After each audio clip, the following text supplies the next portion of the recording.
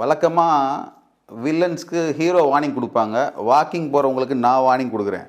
Mark my words, ஏற்கனவே பாதத்தில் ஒரு வலி அல்லது ஒரு சில மாதங்களுக்கு முன்னாடி ஏற்பட்ட சுளுக்கு முழுமையாக சரியாகாமல் இருந்த நிலையில் நீங்கள் வாக்கிங் போனீங்கன்னா உங்களுக்கு பேக் பெயின் கிஃப்டாக வரும்.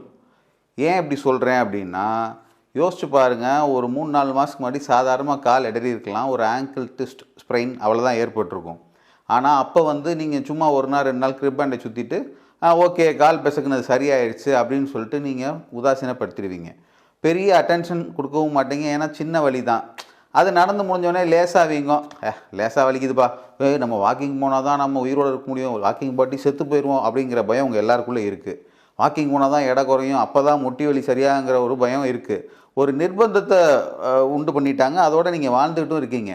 அப்படி கால் வலியோட வாக்கிங் போனீங்கன்னா கண்டிப்பாக சரியான முறையில் 2 கால்லையும் ஈவென்ச்சுவலாக வெயிட் பாஸ் ஆகாது. ஒரு பக்கம் கெந்தி கெந்தி நடப்பீங்க. அப்போ கண்டிப்பாக முதல்ல லேசான ஒரு பட்டெக்ஸ் வலி வரும்.